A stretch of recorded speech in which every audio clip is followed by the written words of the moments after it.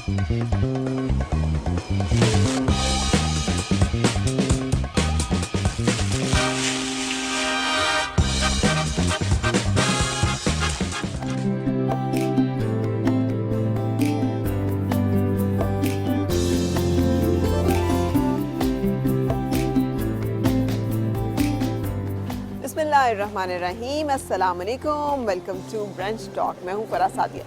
कराची में बहुत सारे जहाँ हमें हैरान कुन चीज़ें देखने को मिलती हैं, जिसमें ट्रैफिक है, जिसमें और बहुत सारे लोगों से मुलाकात है, क्योंकि बड़ा शहर है। वहाँ पर ऐसी शख्सियात भी हैं कि जिन्हें कहना चाहिए कि वो बड़ी नायाब हैं और बड़े खूबसूरत लोग हैं। अब आज हम जिस शख्सियत से मिलने जा रहे हैं ब्रंच टॉक में, वो उनकी सरपरस्ती में कायम हुआ अल मुस्तफ़ा ट्रस्ट सोसाइटी जो है, वो इस वक्त पूरी दुनिया में और ख़ास तौर पे पाकिस्तान में बहुत सा काम वेलफेयर का वो कर रहे हैं। 40 से ज़्यादा अस्पताल हैं, बहुत सारे स्कूल्स हैं, बहुत सारे और ऐसे फलाही काम हैं जो कि इस ट्रस्ट के तहत जो है वो किए जाते हैं। और सिर्फ यही नहीं, 3 मरतबा जो है वो इस इलाके से मेंबर नेशनल असम्बली भी हो चुके हैं और वफाकी वज़ीर रह चुके हैं। पेट्रोलियम, कुदरती वसाइल, ओवरसीज़ पाकिस्तानी समेत बहुत सारी अहम वजारतें जो हैं वो इनके सपोर्ट रही और उन्होंने बड़े अहम काम किए हैं अपनी वजारत में। वज़ार कायद जो है, उससे मुल्हिका जो इलाका था उसको बाग बनाने का जो एक सिलसिला और फिर उसकी इनाग्रेशन करवाना और फिर कायद आज़म के नवादरात जो कि 40 साल से डंप हुए हुए थे, किसी जगह पड़े हुए थे, वो भी उसके लिए भी कायद आज़म म्यूज़ियम जो है वो बनवाना, ये तमाम वो काम हैं जो कि उन्होंने किए हुए हैं। सो आज हम मिलने जा रहे हैं हाजी हनीफ तैयब साहब से। आइए मिलते हैं उनसे और गुफ्तगू करते हैं।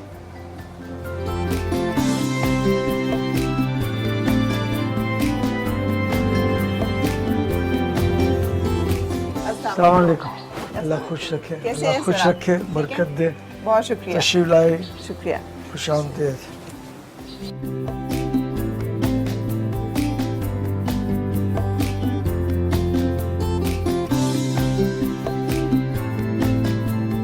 मोहम्मद हनीफ तैयब साहब से जानना चाहेंगे बचपन के बारे में और आपकी ज़िंदगी के बारे में। और उससे पहले ये बता दीजिए कि सोच भी नहीं सकते हम कि 2 मरतबा वफाकी वज़ीर और मतलब वजारतें भी वो जो कि कुदरती वसाइल एंड पेट्रोलियम और फिर उसके साथ साथ माहौलियात और फिर overseas Pakistani and labour and man power, बड़ी ताकतवर मिनिस्ट्रीज़ कि उसका वज़ीर जो है वो एक छोटे से फ्लैट में मुमकिन होंगे। ये क्यों? लोग इलेक्ट होते हैं तो हमें सिर्फ अमानतदारी और सदाकत के साथ ही ज़िंदगी गुजारनी होती है। कोई वज़ीर अगर दियानतदारी से मुल्क की खिदमत करना चाहे तो वो अरबपति करोड़पति नहीं बन सकता। अच्छा। तो अल्लाह की तौफीक से एमएनएशिप के दौरान भी, मैं कराची से वैसे काउंसलर भी रहा हूँ, काउंसलरशिप के दौरान भी, और इसके बाद जो मिनिस्ट्रीज़ मेरे पास रहीं उनके दौरान भी अल्लाह की तौफीक ने दामन को साफ उजला रखने की तौफीक दी और एक सिंगल पैनी का करप्शन की कोई बात मुझसे मंसूब न की जा सकती है, न की गई है, न की जाएगी। तो बच्चों ने कभी सवाल किया हो, कभी घर वालों ने, कि देखिए लोग भी तो बहती गंगा से हाथ धोते हैं, तो ये तो ज़माना की रिवायत है, आप भी चलें थोड़ा बहुत ही सही। चलो, बच्चे तो जब ऑब्जेक्शन करेंगे। दोस्त अहबाब भी कहते हैं। अच्छा। फेडरल मिनिस्टर मौजूदा जो कराची में मुझसे मिलने आते हैं तो कहते हैं कि आप पेट्रोलियम मिनिस्टर रहे जी, तो आप इस फ्लैट में रहते हैं। मैंने कहा पुरसुकून और इज्जत वाली ज़िंदगी गुजार रहा हूँ। दौलत कोई चीज़ नहीं है। अल्हम्दुलिल्लाह मैं 55 मिनट खाना काबा के अंदर जाकर खाना काबा को गुस्ल दे चुका हूँ। आधे घंटे रोज़े रसूल सल्लल्लाहु अलैहि वसल्लम का दरवाज़ा खुला और मैं अंदर गया। तो ये जो नेमतें और सादतें हैं, ये ज़ाहिर है कि माल से तो हासिल नहीं हो सकती। ये उस वक्त हुआ जब आप वफाकी वज़ीर थे? वफाकी वज़ीर था। ठीक है, तो ये भी आपने साथ। अच्छा, ये जो आपका एक इश्क़ मुस्तफ़ा सल्लल्लाहु अलैहि वसल्लम जो एक आपकी एक जो रूहानी अकीदत का एक बड़ा मजबूत सिलसिला और वास्ता है, इसके बारे में बताइएगा। दरअसल इस्लाम ने तो हमें पहले से समझाया। खुद नबी ने फरमाया, हज़रत उमर रज़ी अल्लाह तआला से पूछा कि उमर तुम सबसे ज़्यादा किसको चाहते हो? तो उन्होंने फरमाया कि मैं अपनी जान के अलावा सबसे ज़्यादा आपको चाहता हूँ। तो हुज़ूर ने फरमाया तुम फिर मुसलमान पक्के नहीं हुए। तो क्या उन्होंने क्या फिर होना चाहिए? बोला अपनी जान से भी ज़्यादा मुझे चाहोगे तो। हज़रत उमर ने उसी वक्त अर्ज़ किया کہ یا رسول اللہ اب آپ میری جان سے بھی زیادہ مجھے پیارے ہیں. تو اسلام نے تو شروع سے تلقین کی ہے کہ محمد کی محبت دین حق کی شرط اول ہے. اسی میں اگر خامی تو سب کچھ نامکمل ہے. تو اس لیے یہ جو کچھ بھی عزت سے وقت گزر گیا, جو کچھ بھی غلط کاموں سے وہ بچ گیا, وہ صرف نبی کا عشق جو ہے اور نبی سے محبت اور ان کی تعلیمات پر عمل کرنے کی کوشش کی وجہ سے. کوئی موقع ایسا آیا ہو سر, کبھی دل انسان ہی ہے نا للچایا ہو, کوئی ایسے یاد ہے واقعہ کہ جب آپ کے سامنے کوئی ایسی آفر ہو کہ آپ چاہتے تو آپ بہت کچھ حاصل کر سکتے تھے؟ مثلا یہ کہ جنید صاحب شریف ترین پاکستان کی ہسٹری کے وزیر اعظم میں سے ایک ہیں. انہوں نے مجھے کہا کہ حاجی صاحب آپ اسلام آباد میں پلاٹ لے لیں. میں نے کہا نہیں میں نہیں لوں گا. بولا آپ کے بچوں کا حق ہے, آپ لے لیں. میں نے کہا انشاءاللہ بچوں کا بھی رازق اللہ ہے. تو میں نے نہیں لیا. انہوں نے بعد میں پنجاب کے پرائم منسٹر کو کہا, ان کو دعوت کر کے سمجھا کہ لاہور میں پلاٹ دے دو. انہوں نے مجھے بلایا, میں نہیں گیا دعوت میں لیکن نہیں لیا. پھر انہوں نے چیف منسٹر سندھ کو کہا, انہوں نے بھی میری دعوت کی اور کہا پلاٹ لے لو, کسی اور کے نام پر لے لو. تو آفر تو ہوتی رہی. پیٹرولیم میں تو ایک آدھ کاغذ پر صرف دستخط کرنے کے 10 کروڑ وہ دیتے تھے کہ اس کے 9 کروڑ 1 کروڑ ہم رکھیں گے, 9 کروڑ دنیا کی جس بینک میں جس اکاؤنٹ میں کہیں گے ہم رکھ لیں گے. لیکن پھر بعد میں زندگی بھر آدمی بھگتتا رہتا ہے. اس سے سادگی سے عزت سے وہ گزار لیں, وہ زیادہ بہتر. اچھا تو سر یہ جو تربیت ہوئی ہے آپ کی, یہ جو کردار سازی ہوئی ہے, یہ کیسے ممکن ہوئی؟ ظاہر ہے کہ اگر سمجھے تو آپ کی کردار سازی میں سب سے بڑا کیریکٹر ماں باپ کا ہوتا ہے. اور میرے والد تو میں 9ویں کلاس میں تھا تو انتقال کر گئے تھے. تو میری والدہ نے میرا والد کے طور پر اور والدہ کے طور پر بھی کردار سازی انہوں نے کی. اچھا جو آپ نے کارنامے کیے ہیں وہ بڑے کمال ہیں.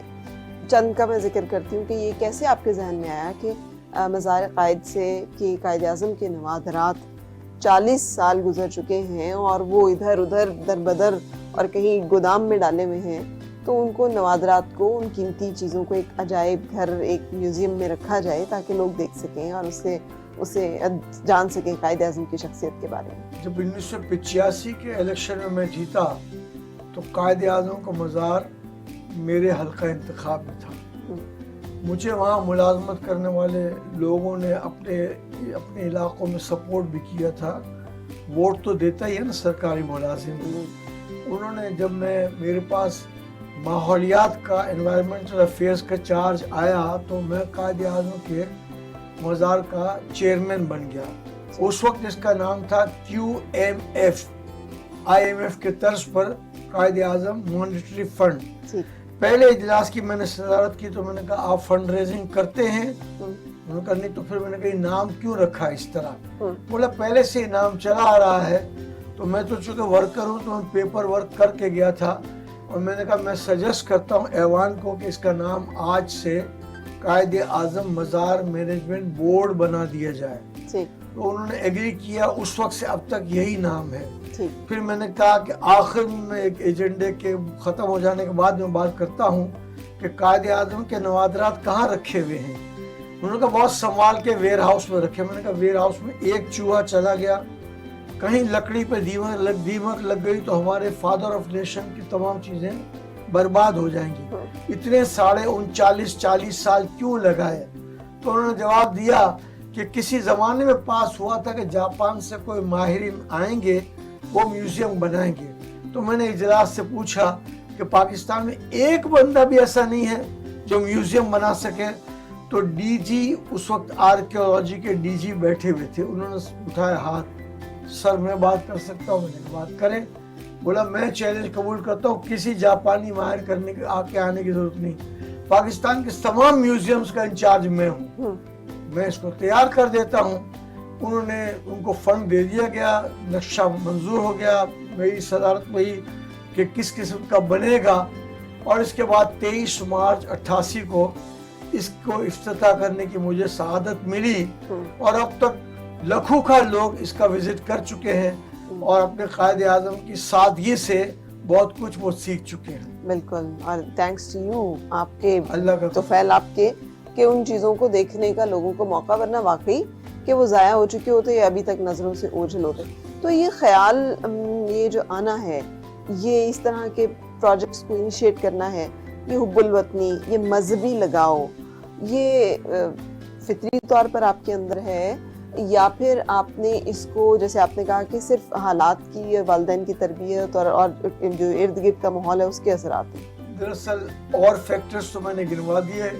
ایک فیکٹر میں اور عرض کرتا ہوں کہ جب ہندوستان پاکستان نہیں بنا تھا اور ہمارے آبا و اجداد والدین ہندوستان کے علاقے کاٹھیا واڑ میں رہتے تھے, گجراتی اسپیکنگ لوگ. کاٹھیا واڑ تو وہی علاقہ ہے جہاں قائد اعظم کے آبا و اجداد کا بھی وہی علاقہ ہے. قائد اعظم کے بزرگوں کا وہ علاقہ ہے.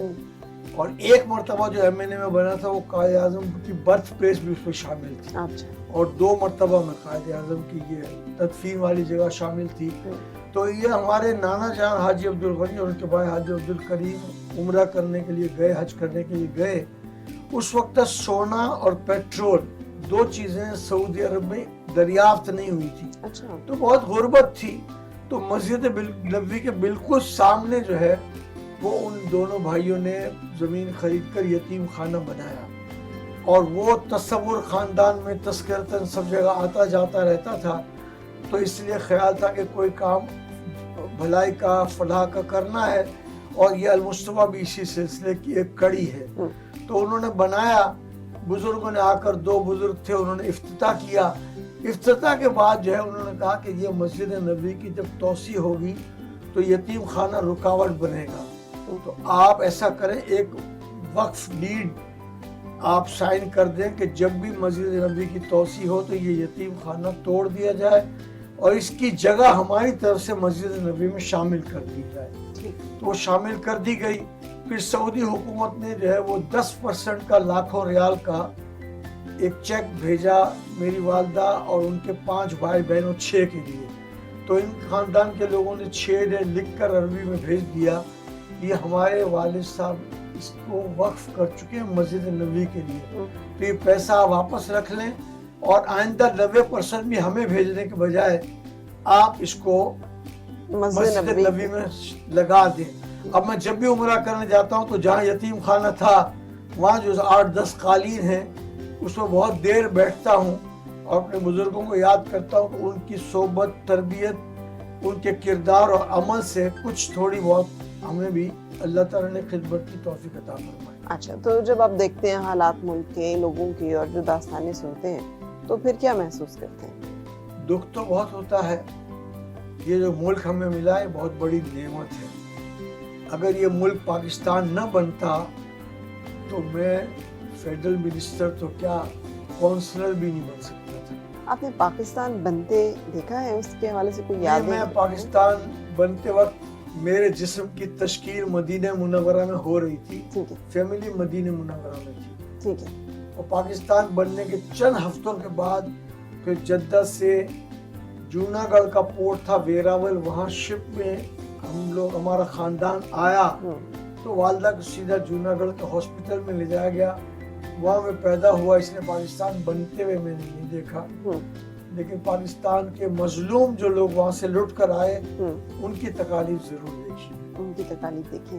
اچھا سر, یہ جو بچپن تھا جس میں آپ ڈیولپ ہو رہے تھے, جس میں آپ بڑے ہو رہے تھے, اس پاکستان میں اور اب کے پاکستان میں کیا تقابل کرتے ہیں آپ؟ اب بچوں کو جو انوائرمنٹ اور ماحول میں اثر ہے اس کا اپنے بچپن سے کیسے موازنہ کرتے ہیں؟ بچوں کو تو جو ماحول اوپر نظر آئے گا نا اس سے وہ کھینچے اٹریکٹ ہوں گے اور وہ کردار بناتے رہیں گے. ہم لوگ جب بہت چھوٹے بچے تھے تو بہت ایک اچھا ماحول تھا, رواداری کا تھا, ماں باپ کا احترام کا تھا. مطلب میں تصور نہیں کر سکتا کہ اس زمانے کا کوئی بچہ اپنے ماں یا باپ کے سامنے سگریٹ بھی پی سکتا ہے. اب تو بچہ جو ہے وہ سگریٹ کی ڈبی نکال کر کھول کر باپ کو دیتا ہے, will you like to have a cigarette؟ تو ایک تبدیلی ہو گئی. ہمارے زمانے میں یہ پاسبل نہیں تھا کہ ماں باپ ایک کمرے میں بیٹھ کر بات کر رہے ہوں تو وداؤٹ آسکنگ دیم کہ کین آئی انٹر انسائڈ, اندر داخل نہیں ہو سکتے تھے. وہ ادب کا ماحول تھا. وہ ادب کا ماحول گھر سے معاشرے تک سے پوری سوسائٹی تک वो फैलता था। अब वो चीज़ें जो है वो ख़त्म होती जा रही हैं। डीलिट की डिग्री भी आपको मिली, doctor of literature, ji Karachi university की, और बेशुमार यूनिवर्सिटीज़ के आप बोर्ड ऑफ गवर्नर्स पे भी रहे हैं, मेंबर इस्लामी नज़रियाती काउंसिल भी रहे हैं। तो जिस तरफ आपने इशारा किया, आप नहीं समझते कि इस मसले को बेहतर किया जा सकता है, इस मसले को बेहतरी की गुंजाइश है? हमारा तो निसाब बनाने वाला निज़ाम है ना, तो कैरिकुलम बनाने वाला वो ऐसे लोगों पर मुश्तमिल हो तो सरकार दो आलम सल्लल्लाहु की तालीमात ऐसी हैं कि हालात ठीक हो सकते हैं। मैं इस वक्त डॉ यूनिवर्सिटी ऑफ हेल्थ साइंसेस की सिंडिकेट का मेंबर हूँ। जबकि मैं एडमिशन के लिए जब लाइन में खड़ा था तो उस वक्त 37 मेरिट पर दाखिले होते थे और आई वॉज 38, तो मैं इस कॉलेज में एडमिशन से रह गया था। लेकिन फिर अल्हम्दुलिल्लाह अब मैं सिंडिकेट का मेंबर हूँ। मैंने कराची यूनिवर्सिटी से बी और एमए किया, उसकी सिंडिकेट का 2 मरतबा मेंबर रहा। कायद आज़म से मोहब्बत का ये सिला है कि मैंने कायद आज़म के इस बाग और म्यूज़ियम के लिए काम किया। तो कायद आज़म जिस कॉलेज में पढ़े थे, सिंध मदरसतुल इस्लाम, अब वो यूनिवर्सिटी है, मैं उसकी सिंडिकेट का मेंबर हूँ। और इस्लामाबाद की कायद आज़म यूनिवर्सिटी की सिंडिकेट का मैं मेंबर रहा हूँ। तो हालात ठीक हो सकते हैं। लेकिन मिसाल के तौर पर एक मिसाल देकर बात ताकि आपका आगे बात बढ़ सके कि मसलन हुजूर ने फरमाया कि जिसको भी सल्लल्लाहु अलैहि वसल्लम जिसको भी हार्ट में तकलीफ हो वो मदीने शरीफ की 7 अजवा खजूरें ले, उसका जो ऊपर मावा होता है वो उतार दे और बीज को सुफूफ बना ले और दोनों को मिक्स करके खा ले। लेकिन किसी मेडिकल यूनिवर्सिटी में ये हदीस पढ़ाई तो नहीं जाती ना। हुजूर ने फरमाया hepatitis A B C D तो बहुत हो गई हैं, बहुत हो रही, यरकान के 5 किस्में हैं। हुजूर ने फरमाया जिस घर में खजूर मुतवातिर खाई जाएगी उस घर में जो है वो यरकान की बीमारी दाखिल नहीं होगी। लेकिन हम ये चीज़ पढ़ाते नहीं हैं। तो इसलिए अगर हुकूमत इरादा कर ले कि इसको हमको ठीक करना है तो सारे मामले को ठीक करने के लिए सारी रहनुमाई मौजूद है हमारे। बिल्कुल से हम चाहेंगे कि आपकी फैमिली से भी मिलें और उनसे भी गुफ्तगू जो कर सकें। इंशाअल्लाह मैं अपने बेटे को बुलाता हूँ। जी ठीक।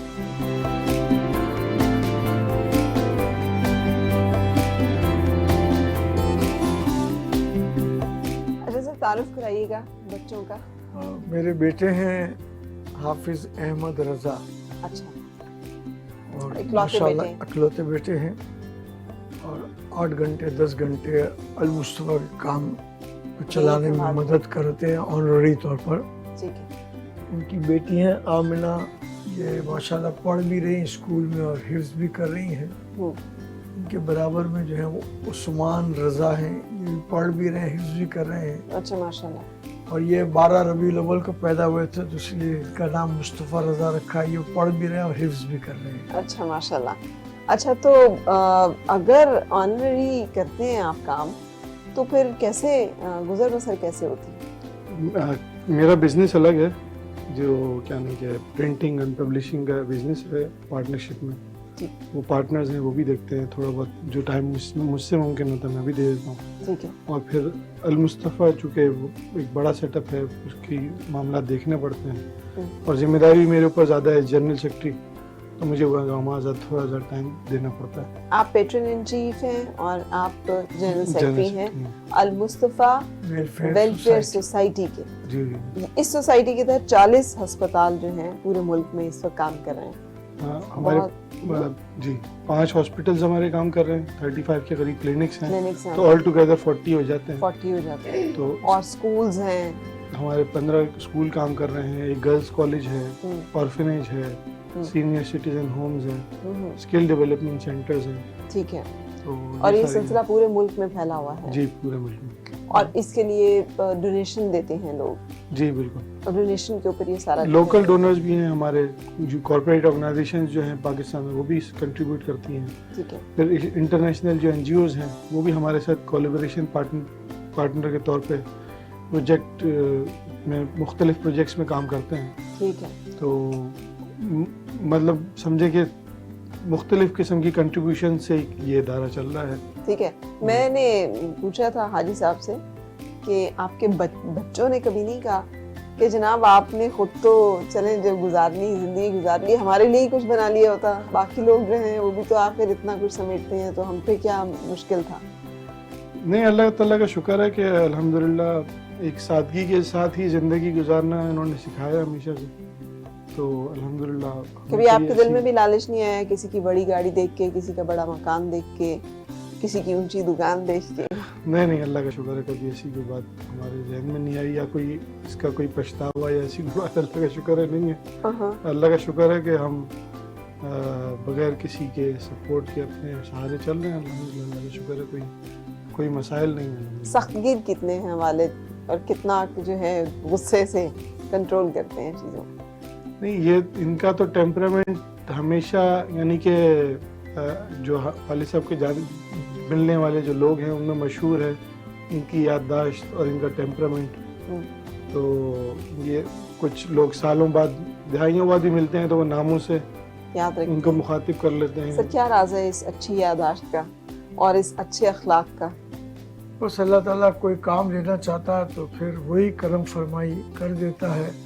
میں نے بچپن سے سوچا تھا کہ اگر کارکن کو اس کے نام سے پکارا جائے, اس کے ضلع یا علاقے سے پکارا جائے, یا وہ کام پڑھتا رہا وہاں سے پکارا جائے, تو اس کا کام کرنے کا جذبہ جو ہے وہ بڑھ جاتا ہے. تو اس لیے اس کو پریکٹس کی اور اللہ نے کرم کیا. بالکل صحیح.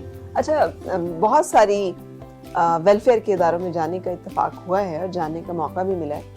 اس کا سیٹ اپ وہ ایسا بناتے ہیں کہ جی یہ جو ڈونیشنز آ رہی ہیں اس میں سے یہ تو ہیں ہمارے مینجمنٹ کے یا پھر اس کے رننگ کاسٹ, جس میں اتنی تنخواہ جو ہے وہ پیٹرن ان چیف یا CEO کی ہے, اتنی تنخواہ جو انہی کے خاندان کے کوئی اور فرد ہوں گے یہ ان کی ہے جو کہ فلاں معاملات دیکھ رہے ہیں, اتنی تنخواہ یہ تیسرے کی ہے جو کہ فلاں ہے, اور یہ خاندان کا ایک پورا اپنی ہی تنخواہیں ان کی جو ہیں وہ لاکھوں میں ہوتی ہیں, اور پھر یہ ان کے لیے ایک پورا ایک بزنس ماڈل کے طور پہ کام کرتا ہے.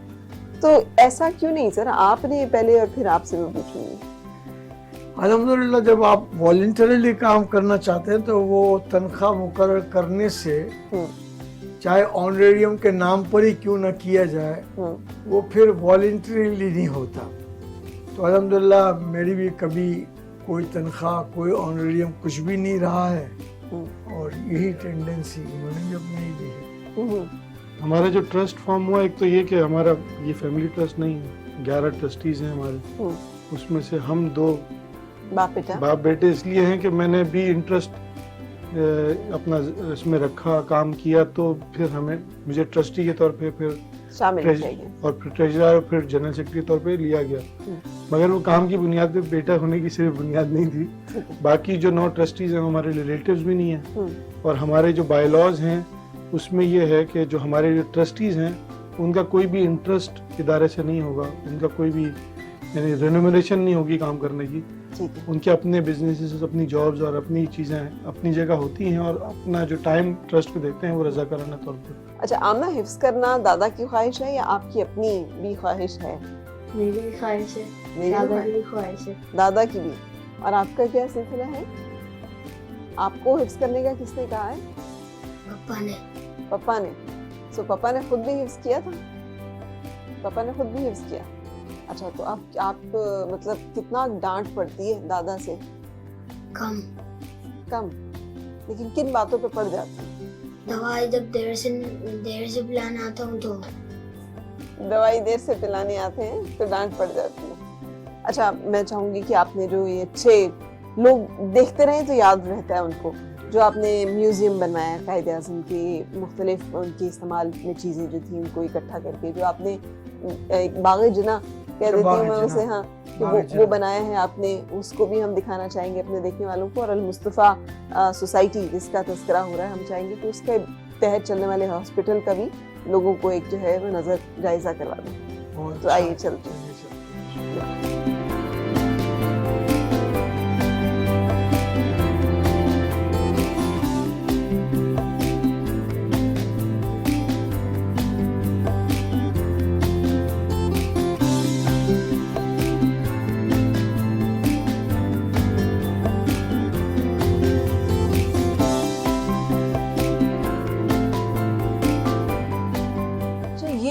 مصطفیٰ سوسائٹی کا میں تو بہت متاثر کن ہے. شہر کی بہت گنجان آباد علاقے میں اتنا بڑا ہسپتال میں دیکھ رہی تھی کورونا ٹیسٹ بھی فری ہو رہے ہیں, ٹی بی کی ادویات جو ہیں وہ بھی فری ہو رہی ہیں, ڈائلیسس فری ہے, ڈائلیسس فری ہیں, اچھا تھیلیسیمیا کے پیشنٹ کو بلڈ ٹرانسفیوژن کرنا ہوتا ہے وہ بھی فری ہے, اور یہ بچے جن کے کٹے تالو اور ہونٹ ہیں کا آپریشن پورے پاکستان میں فری ہوتے ہیں المصطفیٰ کی طرف سے. المصطفیٰ کی طرف سے. سو باہر کی تنظیمیں تعاون ہمارے ساتھ کرتی ہیں اور ظاہر ہے کہ ہم پر ڈیپینڈ کرتی ہیں, اعتماد کرتی ہیں, اس لیے ہمارے ساتھ کوپریشن ہے ان کا. اچھا, آپ بتا رہے تھے کہ جاپان کی ایمبیسی نے آپ کو کوئی لیٹسٹ ایکس رے کی مشین دی. ایکس رے کی لیٹسٹ مشین دی. بہت کم این جی اوز کے پاس اتنی جدید ترین مشین ہوگی. وہ ہمارے کام کی شفافیت کو, ریلائبلٹی کو دیکھ کر کے انہوں نے دی. انہوں نے آپریشن تھیٹرز ہمیں بنا دیے. اچھا, اور آپریشن تھیٹرز کے بیک اپ کے لیے گیس سے آپریٹڈ جنریٹر بھی لگا دیے. اچھا, اس طرح سے لوگ انٹرنیشنلی المصطفیٰ پر ڈپینڈ کرتے ہیں اور المصطفیٰ ان کے تعاون سے بھی. اب دیکھیں گزرنا مشکل ہے اس روڈ سے, اندر بھی جتنے مریض ہیں, کیونکہ بہت ہیوی چارجز لینے والے یہاں ٹوکن منی پہ لوگوں کو دیکھتے ہیں, جسٹ سمجھ لیے فری کی طرح. ٹھیک ہے, یعنی کوئی بھی شخص جو کہ جو مستحق زکوٰۃ ہے یا جو سمجھتا ہے کہ وہ نہیں افورڈ کر سکتا, وہ یہاں آ سکتا ہے. اسے کوئی سوال نہیں کیا جائے گا, کچھ پوچھا نہیں جائے گا, اور وہ معمولی سی ایک پرچی کے پیسے دے کر تو وہ اپنا علاج کرا سکتا ہے, ڈائلیسس فری کرا سکتا ہے. ٹی بی کی ادویات تک, ٹی بی کی ادویات ایک لمبے عرصے تک چلتی ہیں, سال کا پورا کورس ہوتا ہے. پھر اس کے بعد یہ بچے جو ایسے پیدا ہوتے ہیں نا تھیلیسیمیا والے, جن کا بلڈ پیدا نہیں ہوتا, ہاں جی, ان کا ٹرانسفیوژن یہاں فری ہوتا ہے. اور ان کا تو مسلسل ہوتا ہے, مسلسل ہوتا ہے, ہر مہینے میں, ہر دوسرے مہینے میں ان کا ہو رہا ہوتا ہے. تو ان کی جو ان کے بلڈ ڈونیشنز کہاں سے آتی ہیں؟ ہم لوگ مختلف یونیورسٹیز میں بلڈ ڈونیشن کیمپ لگاتے ہیں. اچھا, تاکہ فریش نوجوان بندے کا بلڈ ان بچوں کے لیے ملے. ٹھیک ہے, اس سے فائدہ ہوتا ہے, لوگوں کو آسانی ہوتی ہے. تو ہاسپٹل میں کس طرح کی سرجریز بھی کی جاتی ہیں؟ جیسے آپ نے آپریشن تھیٹرز ہیں, تو آپریشن تھیٹرز ہیں تقریباً جتنی بھی سرجریز ہیں, اور جو سرجریز ہمارے یہاں نہیں ہو سکتی اس کے لیے ہمارا رابطہ جناب پوسٹ گریجویٹ سے ہے, سول ہاسپٹل سے ہے, عباسی شہید سے ہے, ٹھیک ہے, اور دوسرے اداروں سے جن سے ہم کوآرڈینیٹ کرا دیتے ہیں. اس طرح آنکھوں کی موتیے کی سرجری فری ہوتی ہے, ٹھیک ہے, کو ادویات بھی دی جاتی ہیں. ٹھیک ہے, تو اس طرح مختلف شعبے ہیں جس میں اللہ توفیق دیتا ہے اور ہم اس کام کو کرتے ہیں. اور اس پورے ملک میں اس جیسے تقریباً 40 مراکز ہیں جس میں چھوٹے اور بڑے بھی دونوں ٹائپ کے. اور صرف کراچی میں بھی اگر دیکھیں تو شاہ فیصل کالونی کا الگ ہے, ملیر سعود آباد کا الگ ہے, اورنگی کا الگ ہے, کورنگی کا الگ ہے. اس طرح سے سب جگہ کا ہے. یہ تو بہت بڑا ایڈمنسٹریٹو اس کا ورک ہوتا ہوگا. اللہ کا کرم, شکر. تو یہ سب چیزیں فری آف کاسٹ, فی سبیل اللہ لوگ فی کام کر سبیل رہے اللہ ہیں, ہوتی ہیں, اور سارا کریڈٹ جاتا ہے دراصل کام کرنے والوں کو اور ڈونرز کو بھی, کہ وہ ڈونرز ڈونیشن دیتے ہیں. کیسے ڈونیشن دیتے ہیں لوگ آ کے؟ مطلب کوئی اکاؤنٹ ہے جس میں اکاؤنٹ بھی ہم لوگ ان کا اکاؤنٹ نمبر بھی بھیجتے ہیں, آن لائن بھی وہ پیسہ ٹرانسفر کر سکتے ہیں.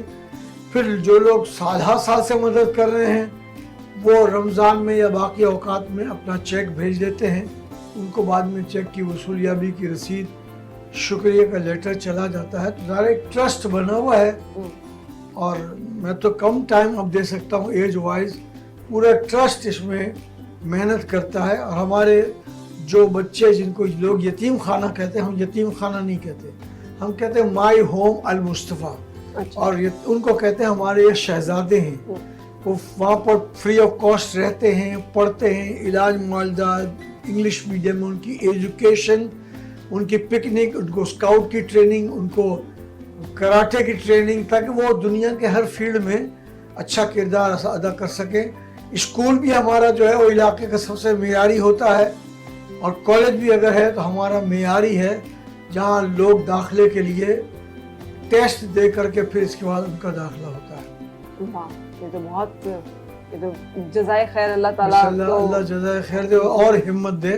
آمین. جو سینئر سٹیزن ہیں 70 साल 65 साल से बड़े उम्र के लोग जिनकी औलाद उनको नहीं देख पा रही फॉर एनी रीजन व्हाटसोएवर, उनका तो हमने शेल्टर होम बनाया, उनका नाम रखा है गोशाए सैयदना अमीर हमजा रदी अल्लाह तआला। अच्छा। और जो ऐसी ख़वातीन हैं जिनको औलाद नहीं देख पा रही है, उनके शेल्टर होम बना, उनका नाम रखा है गोशाए खातून जन्नत अच्छा। रदी अल्लाह ताला अन्हा, ताकि लोग इस मुक़द्दस हस्तियों को याद करें। बिल्कुल सही। अवेयरनेस की भी एक मुहिम चलती है, जैसे किडनी डे आएगा तो हमारा एक सेमिनार होगा, वर्ल्ड डायबिटीज़ डे का सेमिनार होगा, इसी तरह एंटी टेबो का मामला मुहिम होती है तो हम लोग उसका पार्ट एंड पार्सल है। पूरी दुनिया में सब जगह पोलियो ख़त्म हो चुका है, सिर्फ पाकिस्तान और अफगानिस्तान में रह गया है। इस साल अब तक एक भी केस पोलियो का नहीं मिला है। शुक्र है। और उस पोलियो की कमेटी के लिए जो पोलियो इरेडिकेशन उलमा कमेटी रोटरी ने बनाई है, उसका चेयरमैन मैं हूँ और एजाजी वॉलंटरीली काम करने वाला हूँ। अच्छा, पूरे मुल्क में किन किन शहरों में आपके ये मराकज़ जो है कायम है? मराकज़ तो ज़ाहिर है कि जैसे कराची है, लाहौर है, फैसलाबाद है, हज़ारा में भी 5 मंजिला हॉस्पिटल एक ही साहिब खैर ने ज़मीन भी खुद दी, बना कर भी खुद दिया। मैं उनके लिए हनीफ गौहर साहब के लिए दुआ गो कि अल्लाह ऐसे काम करने की हिम्मत और तौफीक अता फरमाए। स्कूल भी एक ही बंदे ने बना दिया करोड़ों से, कॉलेज भी एक ही बंदे ने बना दिया करोड़ों से, और शहजादों के लिए यतीम खाना 4 फ्लोर पर है, एक ही बंदे ने अल्लाह के बना दिया, अल्लाह उसको भी अजर अता फरमाए। तो आप अगर काम करें और अपनी रिलायबिलिटी को आप प्रूव कर दें तो देने वाले लोग पाकिस्तान में बहुत हैं। बेशक बेशक बेशक, बहुत खूबसूरत काम है। मेरा ख्याल है कि एक नज़र तेज़ी से हम हस्पताल में जिस तरह की सहूलियात हैं वो आपको दिखाते हुए आपसे मैं दरख्वास्त करूँगी कि आइए मज़ार कायद की तरफ चलते हैं, जहाँ पर आपने बाग लगाया, जहाँ कायद आज़म के इस्तेमाल में अशिया को महफूज किया, तो उस पर भी एक नज़र डाल लेते हैं। अच्छा।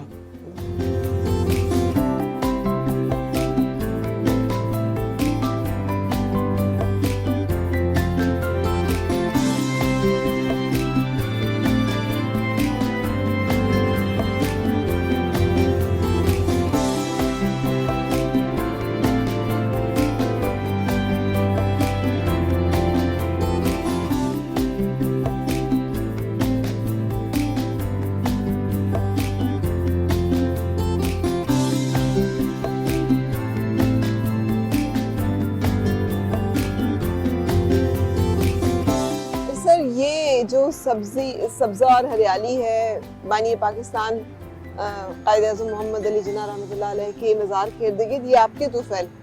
अल्हम्दुलिल्लाह, अल्लाह तो तौफीक अता फरमाता है। यहाँ से मैंने इलेक्ट हुआ था, मोहम्मद खान जुनेजो को मैंने कहा कि सारा ये कई एकड़ की धूल मट्टी उड़ती थी यहाँ, ये खाली मैदान था, धूल मट्टी पूरा दिन उड़ती रहती थी। तो फिर उनको मैंने कहा कि आप एक कराची को तोहफा दें। उन्होंने कहा क्या तोहफा दें? तो उन्होंने कहा बाग कायद आज़म यहाँ बना दें, ग्रीनरी की तो दुनिया को ज़रूरत है ही। तो उन्होंने कहा कि आप इसका नक्शा बनवाएं। तो मैंने DG KDA ज़िले अहमद निज़ामी से, जो बाबा फरीदुद्दीन गंज शकर के औलाद में थे, तो उनको मैंने कहा, उन्होंने ये सारा नक्शा अपने यहाँ से बनाया, उसको हेड कर रहे थे ज़ैगम जाफरी।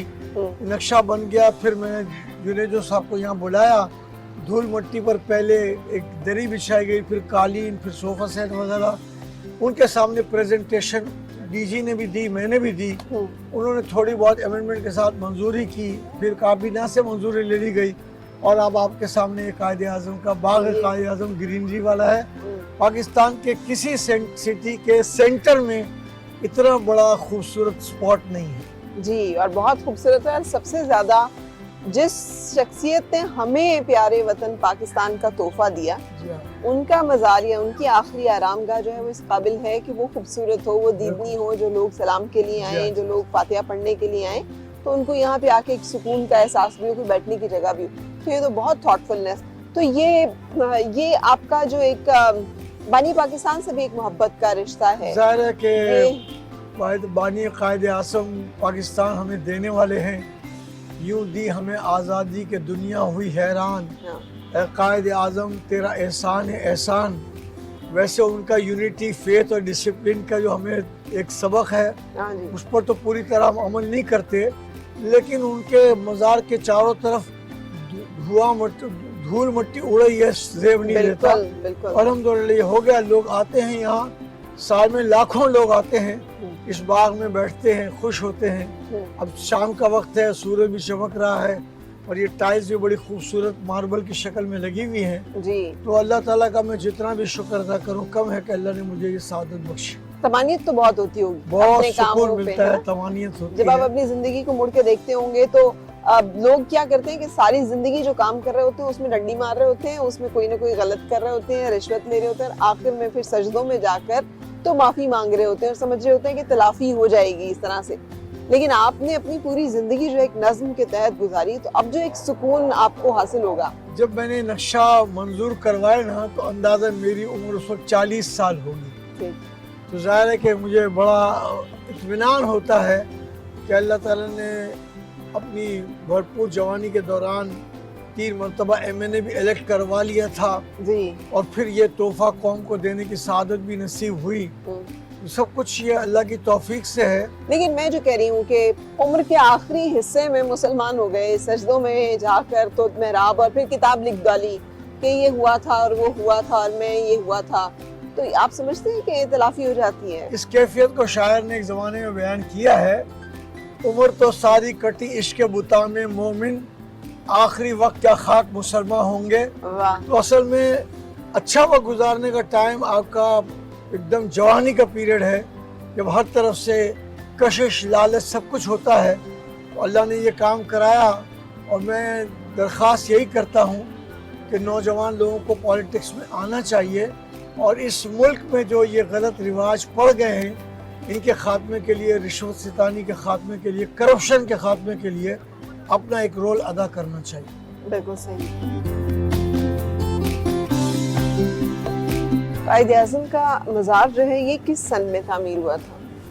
48 में विसाल के बाद फिर यहीं तदफीन करने का फैसला कर लिया गया था। 48 में सिर्फ कब्र में उनको तदफीन की गई थी। बाद में पूरी दुनिया का मुकाबला कराया गया था मज़ार कायद आज़म के नमूने बनाने के लिए। तो तुर्की के एक इंजीनियर ने जो है वो ये डिज़ाइन बनाया था, ये फिर पास हुआ, फिर ये बना।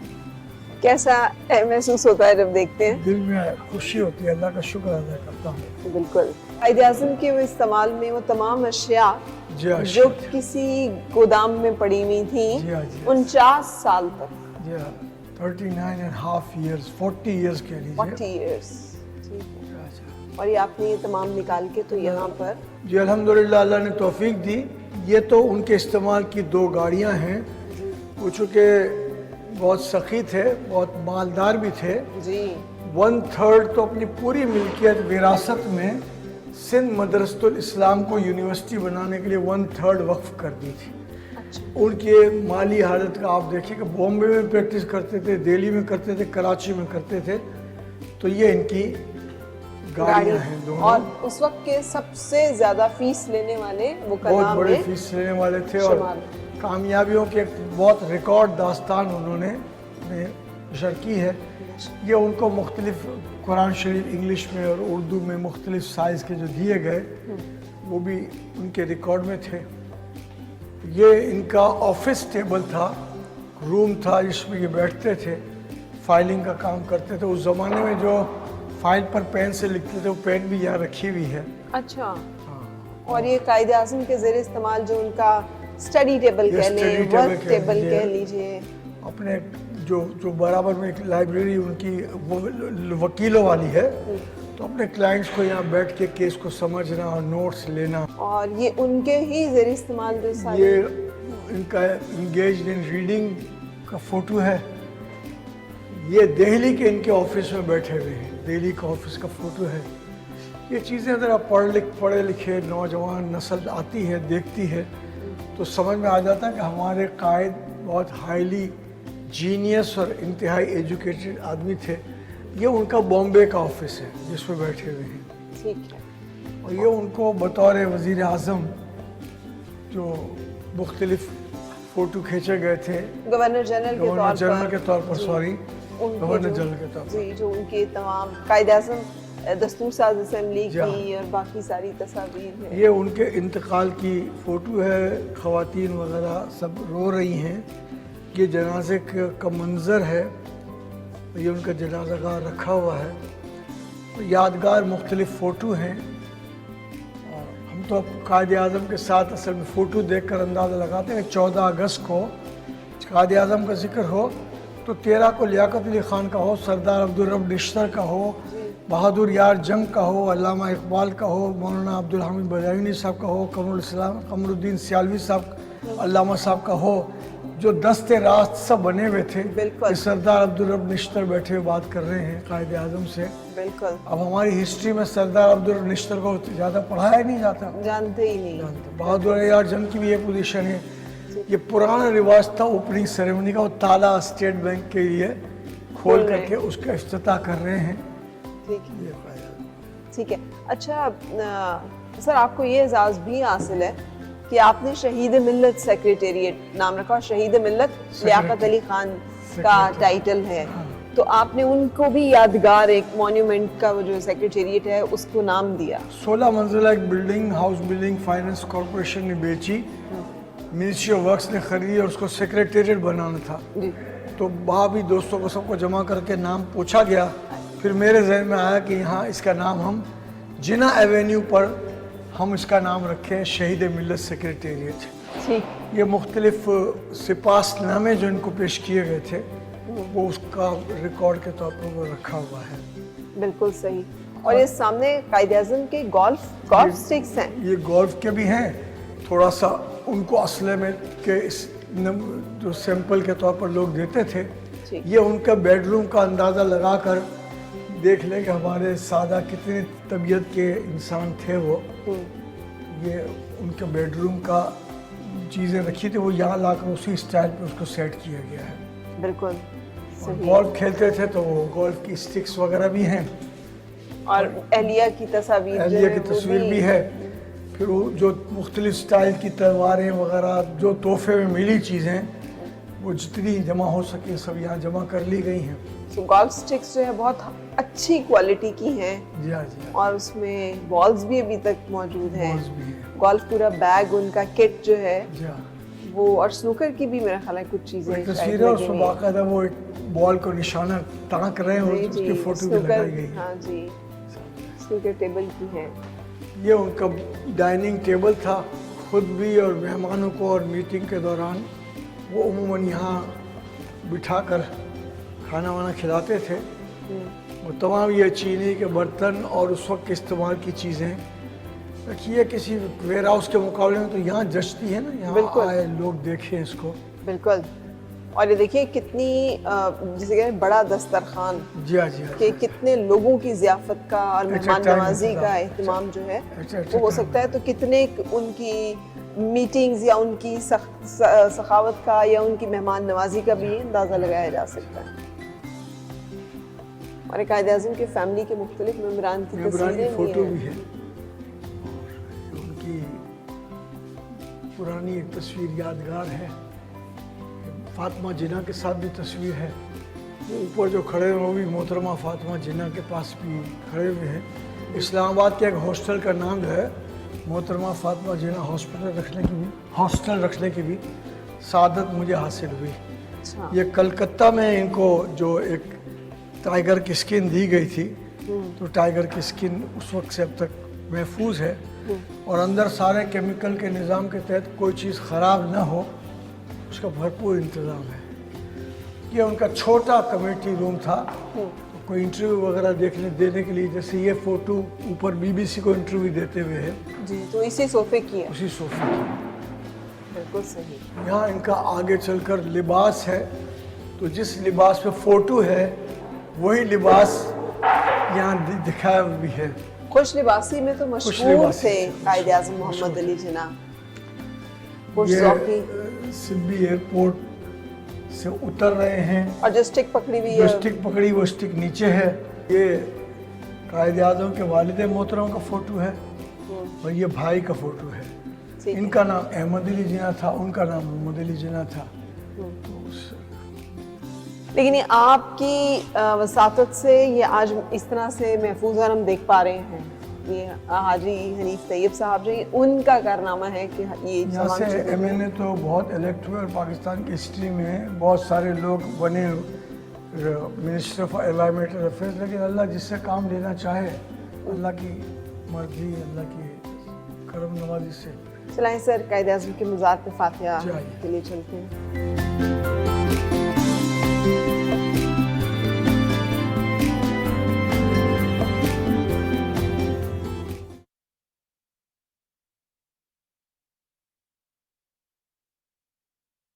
آج کی ایپیسوڈ سے میرا دل بہت خوش ہوا. دوسرا, ہمیں جاننے کا موقع ملا کہ پاکستان کی سیاست میں حاجی صاحب جیسے, حاجی حنیف طیب جیسے لوگ بھی موجود ہیں جنہوں نے منسٹر رہنے کے باوجود نہ اپنی ذات کے لیے کچھ بنایا نہ اپنی اولاد کے لیے, بلکہ ہم لوگوں کو اتنے خوبصورت تحفے دیے, جس میں کہ ایک یہ عجائب قائد اعظم کے زیر استعمال اشیاء جس طرح سے انہوں نے محفوظ کی ہے کہ یہ جو خوبصورت باغ قائد اعظم کے مزار کے ارد گرد موجود ہے.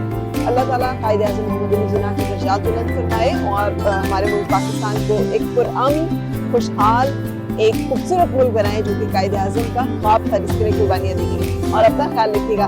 انشاءاللہ ملیں گے برنچ ٹاک میں کسی اور پروگرام میں مان شخصیت کسی اور کے ساتھ. اس وقت تک کے لیے اجازت دیجیے مجھے. اللہ حافظ.